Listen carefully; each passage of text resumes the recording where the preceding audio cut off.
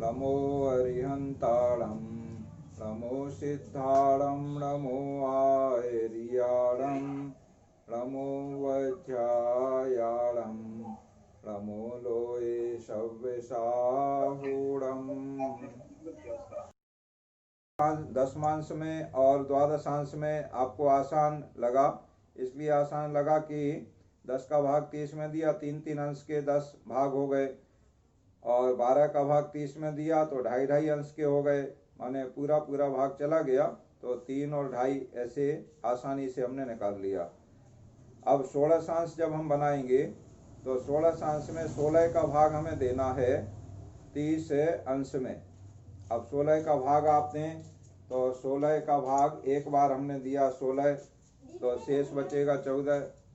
उसके बाद में 14 अंश जो बचे तो अंश के हम कला बनाएंगे, और कला बनाने के लिए एक अंश में 60 कला होते हैं।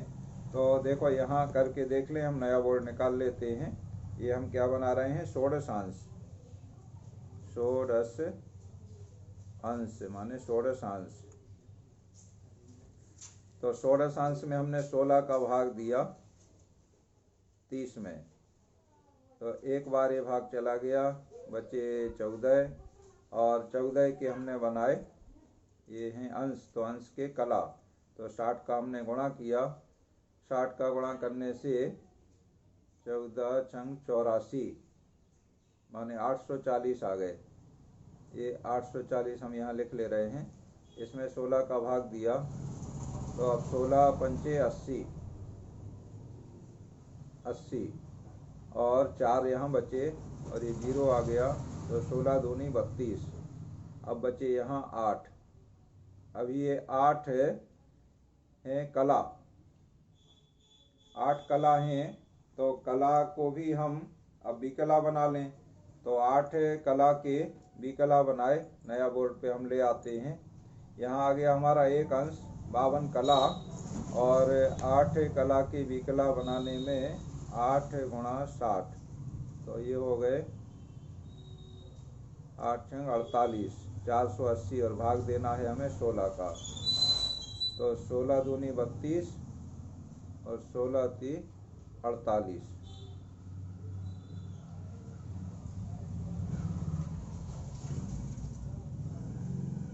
8 छंग 48।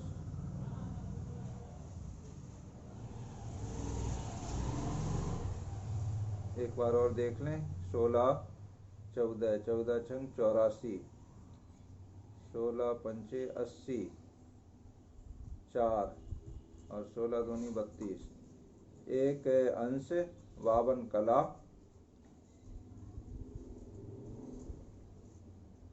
और अब देखें विकला 8 छंग 48, तो 48, और ये 0 का भाग नहीं जाता तो 0, तो 30 विकला। ये आ गया हमारा एक राशि अंश, एक अंश और 52 कला और 30 विकला। 1 52 30 का एक भाग बना। अब 1 52 30 के अभी संकल्प को हम बता रहे थे, तो ऐसी हम एक टेबल बना लें। 16 बार 1 52 30, 1 52 30 इसमें जोड़ते जाएं, इस तरह की टेबल बनाएंगे। तो 1 52 30, इस पे हम यहाँ आ जाते हैं। देखो ऐसे 1 52 30, ये पहला भाग हो गया। अब 30 दूनी 60 होता है, तो यहाँ 0 हो जाएगा, और 52 का यहाँ दूना करेंगे और 1 जोड़ेंगे, तो 52 दूनी होता है 104 और 105। 105 का मतलब 45,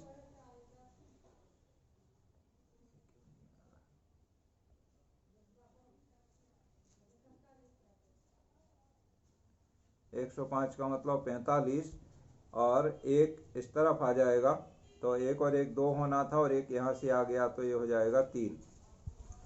ये दूसरा भाग हो गया।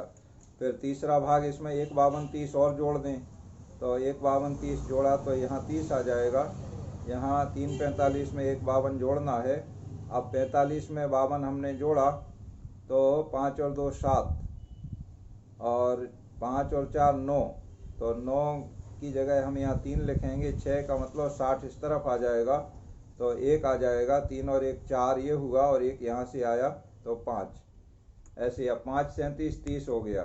अब 5 37 30 में फिर हमें 1 52 30 जोड़ना है। ऐसे हमें 16 बार ये 16 लाइनें करना है। पहली लाइन, दूसरी लाइन, ये तीसरी लाइन, अब चौथी लाइन। ऐसी 16 करेंगे तो 16 भाग हो जाएंगे। और 16वां भाग जब यहाँ 16 नंबर हम डालेंगे तब बराबर 30 0 0 ऐसा आ जाएगा। आप करके देखें, अगर 30 0 0 आ रहा है तो आपका कैलकुलेशन सही है, और अगर 30 0 0 नहीं आ रहा है, इसके अलावा कुछ भी और आ रहा है, तो आपके कैलकुलेशन में कहीं मिस्टेक है। तो आप अपने कैलकुलेशन को फिर से चेक करें और उसको सुधारें, तो 30 0 0 आपका आ जाएगा। अभी चौथे भाग के लिए हम जोड़ कर रहे हैं। तो देखो 1 52 30 हम इसमें जोड़ रहे हैं, तो 30 में 30 जोड़ा तो 60। 60 का मतलब हो गया यहाँ 0, 1 इस तरफ आ गया। तो 1 अब हम इसमें जोड़ें तो 2 और 7 9, और 1 यहाँ से आया था तो 10, 10 का 0 हासिल 1, और 5 1 6 और 3 9। 9 का मतलब हो गया 3 यहाँ आ जाएगा, और 6 इस तरफ 1 हासिल बन जाएगा। तो 1 इस तरफ का हासिल का, और 1 2, और 5 7, ये हो जाएगा 7 30 0। इसी तरह से 5वां भाग हमारा बनेगा। तो फिर 1 52 30 जोड़ें। हर बार हमें 1 52 30 ही जोड़ना है, ये ध्यान रखेंगे। जो हमारा जोड़ आ रहा है मतलब ये संचयी जोड़ होता जाएगा, क्यूमुलेटिव करते जाएंगे हम इसको। तो 1 52 30 हमने जोड़ा तो ये 30 यहाँ आ जाएगा, ये विकला है। उसके बाद कला में 30 में 52 जोड़ा तो 82 हो गया। 82 का मतलब 60 से 22 ज़्यादा है, तो 22 यहाँ रहा, और 60 का 1 यहाँ अंश आ जाएगा। तो 1 यहाँ से आया हासिल में, और 1 ऊपर का हमें जोड़ना है तो 2, और 7 ये है, तो 7 और 2 9 हो गया। तो ये 9 22 30 का 5वां भाग हो गया। इसी तरह से 1 52 30 1 52 30 आप जोड़ते जाएं। ये जोड़ के ऐसा हम 16 भाग लिख कर के रखेंगे, तो अभी हमें लग्न और ग्रह स्थापन करना है, तो इसमें हमें सुविधा रहेगी। और अगर ऐसे लिख कर के हम नहीं रखेंगे तो फिर देखना मुश्किल हो जाएगा, क्योंकि 3 3 के तो हमें ऐसे आसानी से याद रहते हैं कि 3 तक पहला, 6 तक दूसरा। तो हमने ऐसे आसानी से 10 भाग देख लिए, और द्वादशांश में भी हमने आसानी से देख लिए। 2.5 2.5 के हमें आसानी से याद हो जाते हैं। 2.5 5 7.5 10 12.5 15 17.5 20 22.5 25 27.5 30 ऐसे हो गए। लेकिन यहाँ पर ये आसानी से याद रहने वाले नहीं हैं। आप बताओ, क्या ये आप याद कर सकते हो? 1 52 30 3 45 0 5 37 30 7 30 0 9 22 30, ये याद करना थोड़ा कठिन काम है। तो इसको आप लिख करके जब 16 भाग रखेंगे तब आपसे आगे का कार्य करना आसान आपको लगेगा। अगर ऐसे लिख करके आपने टेबल बना के नहीं रखा तो फिर आपको ग्रह स्थापन और लग्न स्थापन करने में परेशानी आएगी, टाइम ज़्यादा लगेगा और गलती होने की संभावना रहेगी। तो उससे बचने के लिए अच्छा है कि आप इस टेबल को बना लें। आसान है बनाना, लेकिन एक बार बना के लिख करके रख लें। अब आपने लिख करके रख लिया तो आगे हम देखते हैं अब इसका नियम क्या है, और उस नियम के अनुसार हमें लग्न स्थापित करना है और उसमें ग्रहों की स्थापना करनी है षोडशांश कुंडली में। तो षोडशांश कुंडली के लिए हम एक ये ले लेते हैं, नया बोर्ड हमने ले लिया और इसमें हमने चक्र बना लिया। इसको हम यहाँ लिखते हैं षोडशांश कुंडली चक्र, यहाँ लिख देते हैं षोडशांश। ये षोडशांश कुंडली का चक्र हो गया। अब इसका नियम देख लें हम। देखो, 3 तरह की राशियां होती हैं, चर, स्थिर और द्विस्वभाव। चर राशि, स्थिर राशि और द्विस्वभाव राशि। तो चर राशि का नियम अलग होगा, स्थिर राशि का नियम अलग होगा और द्विस्वभाव राशि का नियम अलग होगा। अब चर राशि कौन कहलाती है, स्थिर कौन कहलाती है और द्विस्वभाव कौन कहलाती है, इसे आप समझ लें। मेष राशि से हम प्रारंभ करें तो पहली राशि चर, दूसरी राशि स्थिर और तीसरी राशि द्विस्वभाव। माने मेष राशि चर है, वृष राशि स्थिर है और मिथुन राशि द्विस्वभाव है। और यही क्रम आगे फिर से रिपीट होता जाएगा। चौथी राशि चर, पांचवी स्थिर, छठवीं द्विस्वभाव, सातवीं चर, आठवीं स्थिर, नौवीं द्विस्वभाव और 10वीं चर, 11वीं स्थिर और 12वीं द्विस्वभाव। इस तरह से 1, 4, 7, 10 ये हो गई चर, 2, 5, 8, 11 ये हो गई स्थिर और 3, 6, 9, 12 ये हो गई द्विस्वभाव। अब नियम क्या है? चर राशियों में मेष से प्रारंभ करेंगे। नियम है चर राशियों में मेष से प्रारंभ करेंगे। 16 भाग किस 16 में से किस भाग में जा रहा है, तो चर राशि कोई भी हो, एक पहली हो, चौथी हो, सातवीं हो, 10वीं हो, तो इनमें सभी में मेष से प्रारंभ करेंगे। स्थिर राशि में सिंह से प्रारंभ करेंगे। दूसरी राशि हो, पांचवी हो, 8वीं हो, 11वीं हो, ये स्थिर राशियां हैं, तो सिंह से प्रारंभ करेंगे। 16 भाग देखेंगे। और द्विस्वभाव राशि में धनु से प्रारंभ करेंगे। द्विस्वभाव राशियों में तीसरी राशि, छठवीं राशि, 9वीं राशि और 12वीं राशि, इनमें धनु से। मेष से चर राशियों में, सिंह से स्थिर राशियों में, धनु से द्विस्वभाव राशियों में। और ये इसको दूसरे तरीके से आप देखें तो जिस तरह से नवांश कुंडली में हम आगे बढ़े थे, उसी तरह से इसमें भी आएगा। देखो प्रारंभ हम करें, जैसे हमने पहली राशि चर है मेष राशि, तो मेष में हमने मेष से शुरू किया। 16 भाग हैं तो 16 तक जाएगा, तो मेष से मीन तक 12 हो जाएंगे, फिर पुनः शुरू हो जाएगा वही क्रम। तो मेष, वृष, मिथुन, कर्क, माने कर्क राशि पे ये 16 सांस पूर्ण हो जाएंगे मेष राशि के। और इसके तुरंत बाद वृष राशि के शुरू हो जाएंगे। तो वृष स्थिर राशि है और सिंह से गणना में आ रहा है। 16 के बाद में 17वीं सिंह राशि आ जाएगी, तो सिंह से प्रारंभ करेंगे। अब सिंह से 16 कहाँ पर खत्म होंगे देखें तो 8 यहाँ पर हैं और 8 तीसरे भाग में चले जाएंगे, तीसरे चक्र में। तो 8वीं राशि पे वृष राशि के 16 सांस पूर्ण हो जाएंगे। इसके बाद तीसरी मिथुन राशि जो द्विस्वभाव है उसका प्रारंभ होगा, तो धनु से प्रारंभ होगा। तो आप अगर ये क्रम जैसे चर में मेष से, स्थिर में सिंह से, द्विस्वभाव में धनु से, ये आपको याद नहीं भी रहता है तो नवांश की तरह, जैसे नवांश कुंडली में आपने किया है कि मेष में प्रथम नवांश से शुरू करो और जहाँ वो खत्म हो तो वहीं से दूसरी राशि का नवांश शुरू हो जाएगा, जहाँ वो खत्म हो वहीं से तीसरी राशि का शुरू हो जाएगा। इसी तरह से आप करेंगे, ये और आसान हो गया आपके लिए।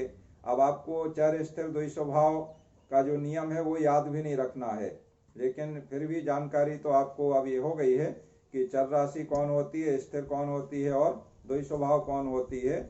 और दूसरी बात, इनसे आपको ये बात भी पता चल गई कि मान लो अगर आप कहीं मिस्टेक कर दिए और स्थिर राशि सिंह से शुरू अगर नहीं हो रही है सीधे क्रम में, तो आप तुरंत पकड़ लेंगे। इसे आप एक बैरियर चेक पॉइंट बना सकते हैं अपना।